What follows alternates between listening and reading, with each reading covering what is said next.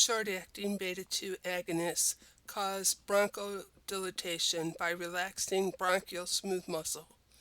Primary use is as a fast-acting reliever rescue drug to be used either during an asthma attack or just before engaging in an activity that usually triggers an attack.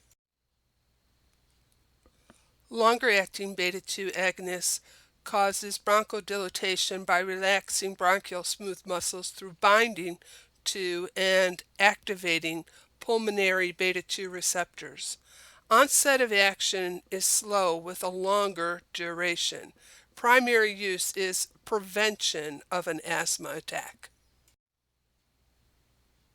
Administration of epinephrine causes bronchodilation, enhanced cardiac performance, and vasoconstriction to increase blood pressure.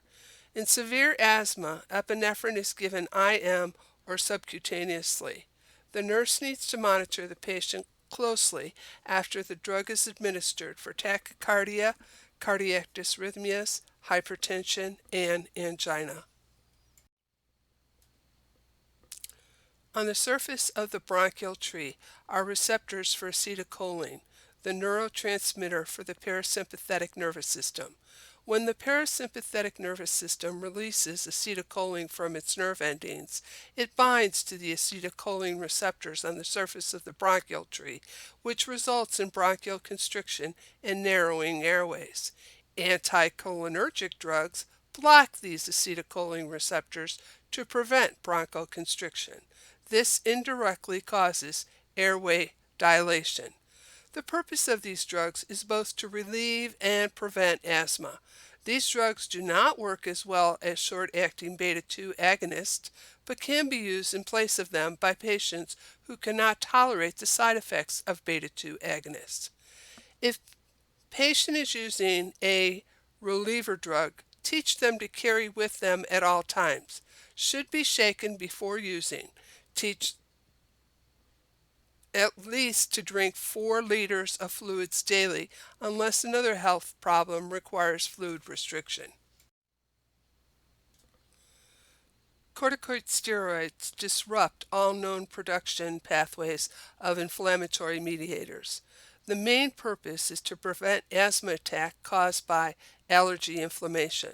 The corticosteroid inhalers are used for both immediate relief of inflammation in airways and as a maintenance inhaler to keep inflammation at bay.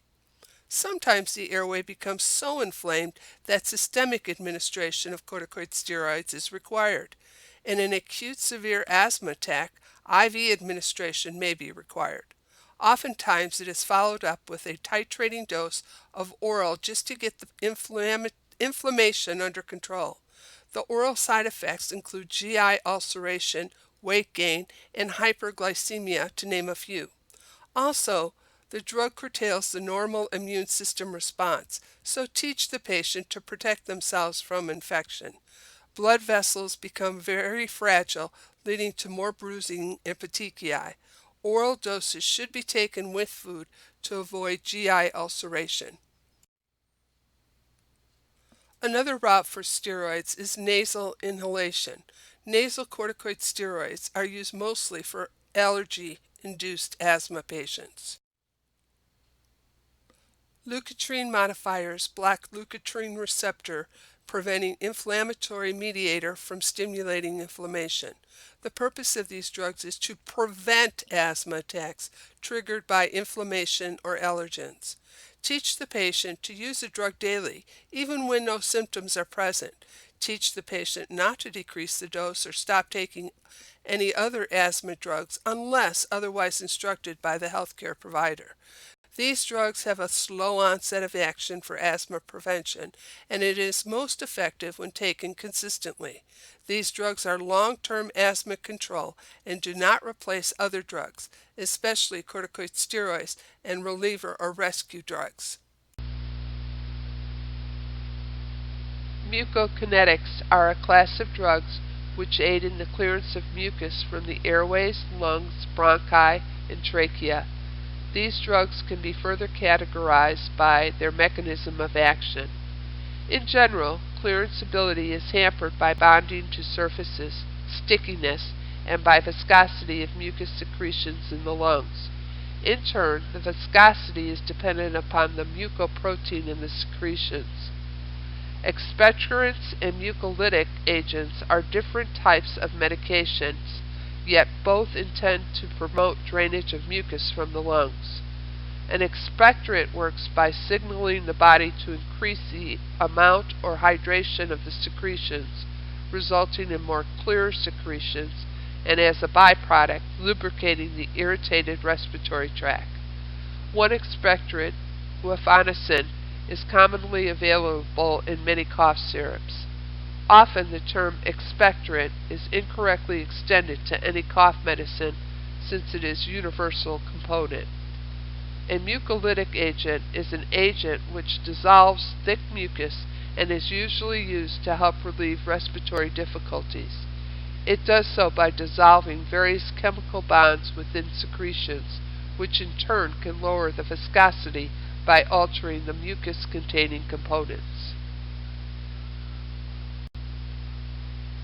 Echinacea is an herb. Several species of echinacea plant are used to make medicine from its leaves, flower, and root. Echinacea is widely used to fight infections, especially the common cold and upper respiratory infections. Some people take echinacea at the first sign of a cold, hoping they will be able to keep the cold from developing. Other people take echinacea after cold symptoms have started, hoping they can make symptoms less severe. The people who use echinacea to treat symptoms have the right idea. Research to date shows that echinacea probably modestly reduces cold symptoms, but it's not clear whether it helps prevent colds from developing. Echinacea is also used against many other infections, including flu, urinary tract infections, vaginal yeast infections, genital herpes, bloodstream infections, gum disease, tonsillitis, streptococcus infections, syphilis, typhoid, malaria, and diphtheria. Other uses not related to infection include chronic fatigue syndrome, rheumatism, migraines, acid indigestion, pain, dizziness, rattlesnake bites, and attention deficit hyperactivity disorder, ADHD. Sometimes people apply echinacea to their skin to treat boils, abscesses, skin wounds, ulcers, burns, eczema, psoriasis, UV radiation skin damage, herpes simplex, bee stings, and hemorrhoids. Echinacea species are native to North America and were used as traditional herb remedies by the Great Plain Indian tribes. Later, settlers followed the Indians' example and began using echinacea for medical purposes as well. For a time, echinacea enjoyed official status as a result of being listed in the United States National Formulary from 1960 to 1950. However, use of echinacea fell out of favor in the United States with the discovery of antibiotics and due to the lack of scientific evidence supporting its use. But now people are becoming more interested in echinacea, again because some antibiotics don't work as well as they used to against certain bacteria. Commercially available echinacea products come in many forms, including tablets, juice, and tea. Echinacea seems to activate chemicals in the body that decrease inflammation, which might reduce cold and flu symptoms. Laboratory research suggests that echinacea can stimulate the body's immune system, but there is no evidence that this occurs in people. Echinacea also seems to contain some chemicals that can attack yeast and other kinds of fungi directly.